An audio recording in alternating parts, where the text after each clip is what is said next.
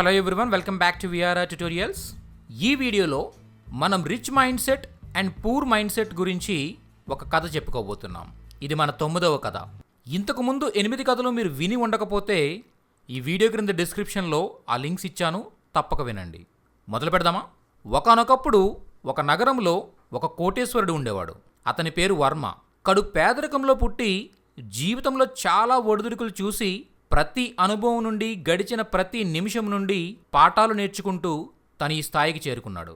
తన మనస్సుకు నచ్చిన అందాల రాశిని పెళ్లి చేసుకుని తన పెద్ద మహల్లో రాజభోగాలు అనుభవిస్తూ వ్యాపార సామ్రాజ్యాన్ని విస్తరిస్తూ తిరుగులేని శక్తిగా ఎదుగుతుంటాడు. అయితే ఒకరోజు వర్మ కారులో వెళ్తుండగా భారీ వాహనం ఢీకొట్టడంతో చాలా గాయపడి కొనప్రాణంతో బయటపడతాడు. అయితే 10 సంవత్సరాలు కోమాలో ఉండిపోతాడు. పిల్లలు చిన్నవాళ్ళు అవడం, భార్యకు వ్యాపారం గురించి ఏమీ తెలియకపోవడంతో మొత్తం వ్యాపారాలు దివాళా తీస్తాయి. కళ్ళు తెరిచేసరికి తను ఒక నదీ తీరాన చిన్న పూరి గుడిసెలో ఉంటాడు. మహారాణిలా ఉండే భార్య, పిల్లలు అతి దయనీయ జీవితాన్ని అనుభవిస్తుంటారు. భార్య తను కోమాలో ఉండగా తమ కుటుంబానికి జరిగిన అన్యాయాలను చెప్పి ఏడుస్తుంది. తన భార్య చిన్న ఉద్యోగం చేస్తూ తనని ఇప్పటివరకు బ్రతికించింది అని తెలిసి వర్మ బాధపడతాడు.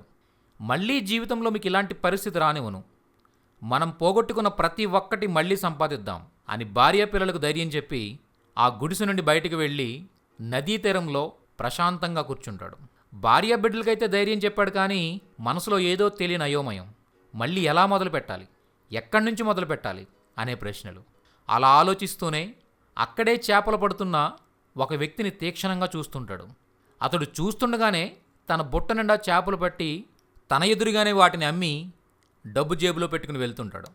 అలా వెళుతున్న మత్స్యకారుణ్ణి, ఈ నదిలో నేను చేపలు పట్టొచ్చా అని అడుగుతాడు. దానికి నన్నెందుకు అడుగుతున్నావు, నీ ఇట్టం వచ్చినట్టు పట్టుకో, ఈ నది ఎవడబ్బ సొమ్ము కాదు అంటూ మద్యం దుకాణం వైపు వెళ్ళిపోతాడు. చేపలు పట్టే గేలం దొరికే దుకాణానికి వెళ్ళి అక్కడ ఒక పూట పనిచేసి దానికి బదులుగా గేలం తెచ్చుకుని మరుసటి రోజు ఆ మత్స్యకారుడితో పాటు చేపలు పట్టడానికి వెళ్తాడు. ఇద్దరూ సాయంత్రానికి చాలా చేపలు పడతారు. వాటిని అమ్మి డబ్బు సంపాదిస్తారు. ఇప్పుడు ఈ డబ్బుని ఏం చేస్తారు అని అడుగుతాడు వర్మ ఆ మత్స్యకారుణ్ణి. దానికి ఏముంది, అదిగో కనిపిస్తుంది కదా, ఆ బంగ్లా కొనేసి అక్కడికి వెళ్ళిపోదాం అనుకుంటున్నా, ఈ గుడిసెలో ఉండలేకపోతున్నాం అని వెటకారంగా అంటాడు. లేకపోతే నేను సంపాదించిన ఈ 1000 దేనికి సరిపోతాయి, వెళ్లే దారిలో ఒక బాటిల్ కొనుక్కొని సాయంత్రం నా కుటుంబంతో ఒక్క సినిమాకి వెళ్తే అయిపోతాయి. రేపు మళ్ళీ గేలం ఉంది, ఆ గంగం ఉంది, మళ్ళీ శరామామూలే అంటాడు. మరి నీవు చేపలు పట్టలేని వయసులో ఎలా పోషిస్తావు నీ కుటుంబాన్ని అంటాడు వర్మ. ఇదిగో తమ్ముడు, ఇప్పుడు మనం మాట్లాడుకుంటున్నాం, ఇది మాత్రమే నిజం, రేపు ఉంటామో లేదో తెలీదు. ఈ మాత్రం దానికి నేను చేపలు కూడా పట్టలేని ముసలి వయసు గురించి ఆలోచించి నా బుర్ర పాడు చేసుకోలేను అంటూ తన వేదాంతం చెప్పి నన్ను మందు షాప్ పిలుస్తుంది అంటూ వెళ్ళిపోతాడు. వర్మ ఇంటికి చేరుకొని భార్యను మరికొంతకాలం నీవు నీ పని మానొద్దని, ఇల్లు గడవడానికి నీ జీతం అవసరం అని, నేను మరికొంతకాలం కోమాలో ఉన్నాను అనుకుని ఇంటిని నువ్వే నడుపు అని చెప్తాడు. మరుసటి రోజు తనకు వచ్చిన 1000 రూపాయల నుండి 250 పెట్టి మరో గేలం కొంటాడు. తన దగ్గర ఉన్న 500 రూపాయలతో అక్కడే నదీ తీరంలో ఆడుకుంటున్న ఓ యువకుడిని మోటివేట్ చేసి తన కోసం చేపలు పడ్డానికి నియమించుకుంటాడు. ఆ రోజు 2000 వస్తుంది. ఇలా తన దగ్గర పనిచేసే మనుషుల సంఖ్యతో పాటు తన ఆదాయం కూడా రోజురోజుకు పెరగసాగింది. కొంతకాలానికి ఒక పడవ కొన్నాడు. ఇప్పుడు చేపల వేట మరింత సులువైంది. అలా కొన్ని సంవత్సరాల్లోనే మళ్ళీ తను ఏం కోల్పోయాడో అవన్నీ సంపాదించాడు. ఈసారి తన ప్రతి వ్యాపార సంబంధ విషయాల్లో తన భార్యకు కూడా అవగాహన కల్పించాడు. అయితే మరోవైపు తనతో పాటు చేపలు పట్టిన మనిషిది అదే 1000 రూపాయల ఆదాయం, అదే జీవితం, ఏం మారలేదు. ఎంతవరకు అది సాగుతుందో తెలీదు. ఇది కథ. ఈ కథలో మనం ఏమి నేర్చుకోవచ్చో మన మనసులో రాసుకుందామా? ఈ కథలో వర్మకి యాక్సిడెంట్ అవ్వడం, తను కోమాలోకి వెళ్ళిపోయి 10 సంవత్సరాలు కోమాలో ఉండడం, ఇవన్నీ తనను కొంతకాలం పాటు కదలకుండా చేశాయి. కానీ లేచిన వెంటనే ఒక్కరోజు కూడా వృధా చేయకుండా తన అభివృద్ధి కోసం ఆలోచనలు మొదలుపెట్టాడు. రిచ్ మైండ్ సెట్ ఉన్నవారు సమయాన్ని ఆలోచనలతో, ఆచరణలతో నింపేస్తారు. సమయమే తమ దగ్గర ఉన్న అతి విలువైన పెట్టుబడి అని దానిని ఎప్పుడూ వృధా చేయరు.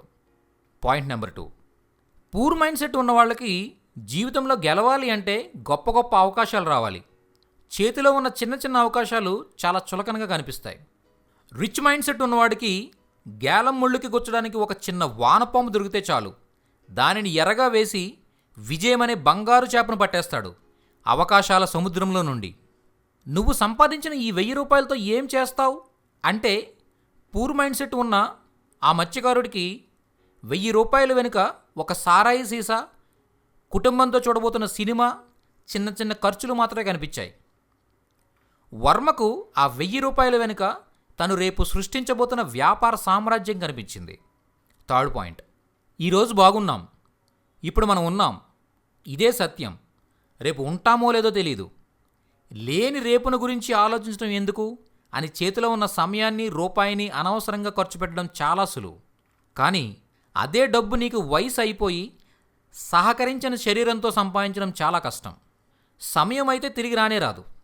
రిచ్ మైండ్ సెట్ ఉన్నవాడు ఈ రోజులో కొంత సమయాన్ని, ఈరోజు సంపాదించిన కొంత సొమ్ముని రేపటి కోసం పెట్టుబడిగా పెడతాడు. ఆ చేపలు పడుతున్న వ్యక్తి ఒక అద్భుత వేదాంతం చెప్పాడు. రేపు అనేది నీ ఊహ, దాని గురించి ఆలోచించడం వృధా అని. ఇది పూర్ మైండ్ సెట్ ఉన్న వాళ్ళకి ఇలా అర్థమవుతుంది.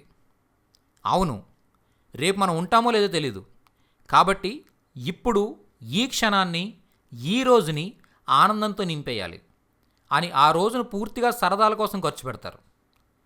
ఇది రిచ్ మైండ్ సెట్ ఉన్నవాడికి ఇలా అర్థమవుతుంది. అవును, నిజమే, రేపు అనేది ఉంటుందో లేదో, నా చేతిలో ఉన్నది ఈ రోజు మాత్రమే. ఇప్పుడు నేను చేయవలసిన అతి ముఖ్యమైన పనులను ఒక లిస్ట్ రాసుకుని పూర్తి చేసేయాలి అని. ఒకవేళ రేపు అనేది ఉంటే అప్పుడు పనుల ఒత్తిడి పెరగకుండా ఉంటుంది అని. వీళ్ళిద్దరూ విన్నమాట ఒకటే, కానీ దాన్ని వీళ్ళు అర్థం చేసుకునే విధానం, ఆ ఇంటర్ప్రిటేషన్లో వ్యత్యాసం ఉంది. ఆ వ్యత్యాసమే నీది పూర్ మైండ్ సెట్టా లేదా రిచ్ మైండ్ సెట్టా అనేది నిర్ణయిస్తుంది. రిచ్ మైండ్ సెట్ ఉన్నవాళ్ళు నిరంతరం నేర్చుకుంటూ ఉంటారు.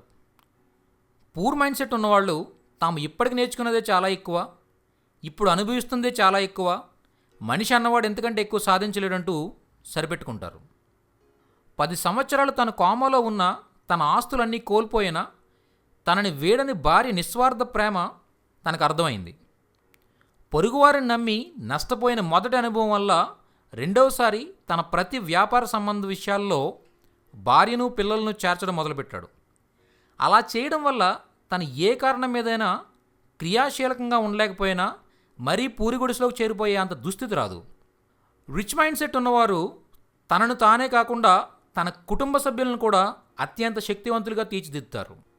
రిచ్ మైండ్ సెట్ ఉన్నవాడు తను ఒంటరిగా పని మొదలుపెట్టిన సామర్థ్యం ఉన్నవాళ్ళని తనతో కలుపుకుంటూ 7 habits of highly effective people బుక్లో స్టెఫెన్ హార్ కవి చెప్పినట్టు విన్ విన్ ఫార్ములాతో తనతో ఉన్నవాళ్ళని గెలిపిస్తూ తాను గెలుస్తాడు. రిచ్ డాడ్ పూర్ డాడ్ బుక్లో రాబర్ట్ కియోసాకి చెప్పినట్టు ఒంటరిగా ఎక్కువ కాలం కష్టపడకుండా తన చుట్టూ ఒక నెట్వర్క్ నిర్మిస్తాడు. మీరు ఆర్థికంగా ఎదుగుతూ మీ సామాజిక మరియు వ్యాపార సంబంధాలను బలోపేతం చేసుకోవాలనుకున్నప్పుడు మీకు రిచ్ డాడ్ పూర్ డాడ్ అలాగే 7 habits of highly effective people, ఈ 2 బుక్స్ చాలా బాగా ఉపయోగపడతాయి. వీలైతే తప్పకుండా చదవండి. ఆ లింక్స్ ఈ క్రింది డిస్క్రిప్షన్లో ఇవ్వడం జరిగింది. ఆ లింక్స్ ద్వారా మీరు వాటిని పర్చేజ్ చేయొచ్చు. మీకు ఈ వీడియో ఉపయోగకరంగా అనిపిస్తే ఈ వీడియోని లైక్ చేయండి, అలాగే అందరికీ షేర్ చేయండి. విఆర్ఆర్ ట్యుటోరియల్స్ ఛానల్ సబ్స్క్రైబ్ చేసుకుని ప్రక్కనే ఉన్న బెల్ ఐకాన్ క్లిక్ చేయడం మర్చిపోవద్దు. Thank you.